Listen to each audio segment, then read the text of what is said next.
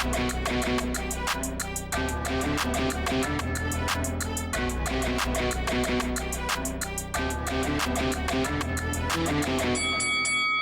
guys, welcome to Boxing Squared for boxing news and views from around the internet.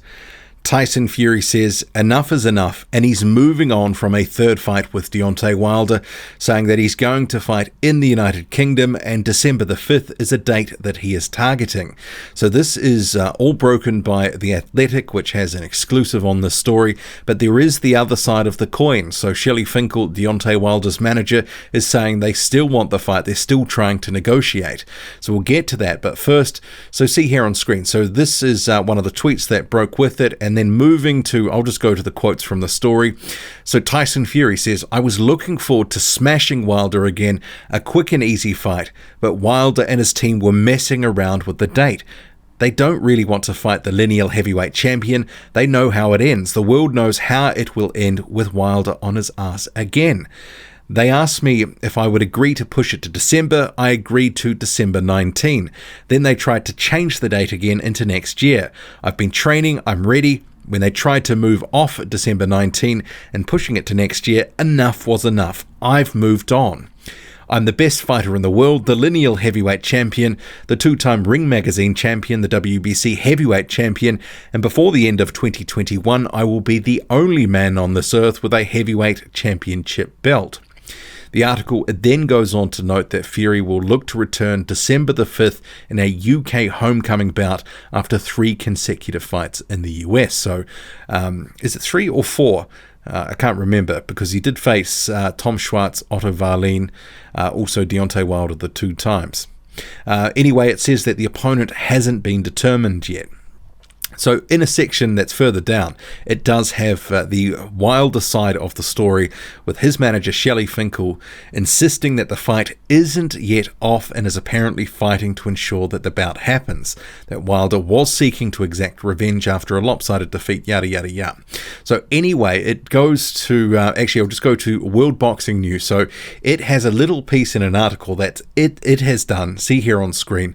WBN was informed by Wilder's co-manager Shelley Finkel that the legal agreement remained in place and the American still wanted to negotiate. However, in the story for The Athletic, the story notes that if Fury doesn't want to go through the Wilder fight next year, sources tell The Athletic that he is not contractually obligated to do so. So this whole situation bubbled up a couple of days ago, and we heard that there was stories out of the United Kingdom saying that this fight, the third fight, was abandoned. But then you had Wilder's co-manager saying that it was not true, that they were going ahead with the third fight, that it would happen in December.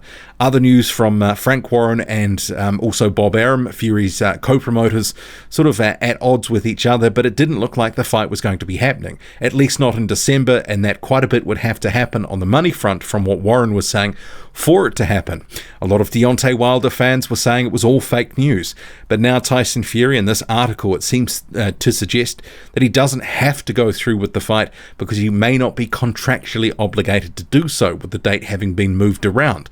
So I still think that there is some water to go under the bridge here, because on the face of it, potentially there could be some legal avenues for Shelley Finkel and Deontay Wilder to pursue if they want to pursue, but we don't know all the details here. But this Athletic article, and if you go to Mike Coppinger's Twitter account or to the Athletic's website, this is a free story, so you can actually read the whole thing in its entirety.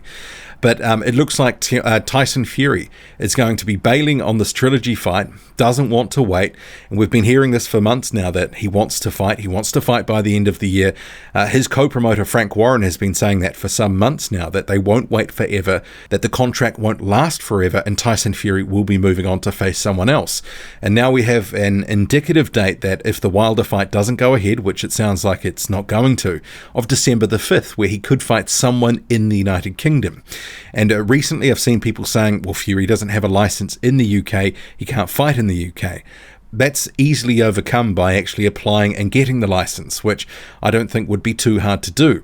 Fury has sort of said that he wasn't going to be looking to fighting in the UK too much because he was on this ESPN deal, which is 5 fights, roughly $100 million if certain milestones were met.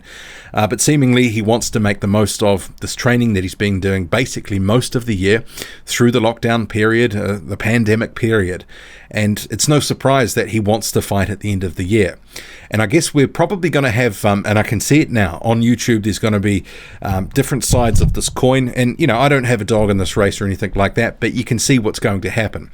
Some people will accuse Tyson Fury of ditching the rematch, not defending his title against the guy that he took it from, not sort of honouring the contract, as it were. And then there will be others who will say that Deontay Wilder didn't want it, and that he's had an injury, that they've messed Tyson Fury around, and that this is not Tyson Fury's fault. I mean, regardless of who you want to apportion blame to, it looks like this thing is going sideways, and probably money is a big part of it. Bob Arum was talking about they couldn't compete with certain sports in December, so they had to move from December. There weren't other dates to move to. I mean, to me, that sort of screams that the fight wasn't big enough to justify trying to compete with those other events. And boxing has become a bit more fringe, but generally, big title fights can generally stand on their own 2 feet, but at this time where they can't get a gate, remembering they got almost $17 million last time, they don't want to compete with other sports and take a bath financially, because they would be on the hook for a lot of money, remembering there was $25-30 million for the fighters last time out.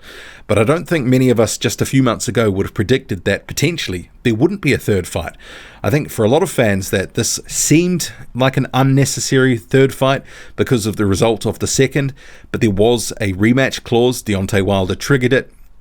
And this is the thing I'm trying to resolve in my mind, and I talked about this in a live stream that I've just got off before I recorded this video. If they said, yes, we want to fight, wasn't the burden on Top Rank to set the date? That's just one of the things I've been thinking, rather than, on the Wilder side. Because as we know, they said, yes, we want the fight. But we've been hearing from Bob Arum for weeks and months about different things, different dates. Will they have it overseas, Las Vegas? Where will it be? Maybe this has been a dual negotiation at the same time with Team Wilder to some extent. It seems to be Tyson Fury is suggesting, at least, they've been messing him around, that this fight should have been announced by now. They should have been on a date for December the 19th, and they'd be getting it on for the third fight. But you can also look at this as well, that this is a bit of a preemptive strike by Tyson Fury, because this all has the hallmarks of a story that's built over several days. Someone's seeded it to the media that the fight was going to be abandoned. You've had different comments coming out. Frank Warren sort of saying that, it's looking unlikely if certain things don't happen. Bob Arum walking away from the date that they talked about. And now Tyson Fury coming out saying, I've moved on. I'm looking at December the 5th, a fight in the UK. So for me, this has all the hallmarks of a coordinated story to some extent. And clearly, Shelley Finkel has been left flat-footed here in terms of the response, because he's obviously not on the same page. And they're looking to move on without Deontay Wilder and Shelley Finkel and co. I mean, they must feel by doing this that they've got, some avenues to do this, that something has happened, something's expired, like the contract or some dates, whatever's happened here, they must feel that they're on solid ground for Tyson Fury to come out saying this sort of stuff to move on from this fight. Maybe this is just Tyson Fury being Tyson Fury and saying a few big, bold things. Perhaps they'll get back to the negotiating table. Perhaps the threat of legal action, maybe if it comes, maybe that will be enough to sort of temper what's happening at the moment. I don't know. There's clearly a lot going on here, a lot we're not privy to. But this has the sort of hallmarks for me of some sort of coordinated media effort here to couch that the fight's not going to happen, and we've seen it play out over a couple of days. Coordinated a sort of a attack, preemptive strike by Tyson Fury, and if he is going to be fighting on December the 5th, who's it going to be against? It's another interesting question in itself that probably deserves to be for another video. There is some talk sort of loosely that's sort of gone around. Maybe someone like Oscar Rivas could be in the picture. You'd have to imagine it would need to be, someone of a certain level. But then again, Tyson Fury has fought the likes of Tom Schwartz before. And, I don't know. What will the WBC do here? Will it allow him to have a voluntary, or will it say, look, you need to have a mandatory? I would think that they would lean the voluntary route, but then again, it's got to be someone in the top 15. And if you look at the WBC top 15, it's actually relatively strong. So there's some options there. Then again, someone might be parachuted in from nowhere, all of a sudden into the 15 to accommodate a fight. I mean, it has happened before. But what do you make of this news? Tyson Fury saying, I've moved on. Drop a comment, loud and often, hit like, hit subscribe, follow me on Twitter, boxing_squared. I'm out.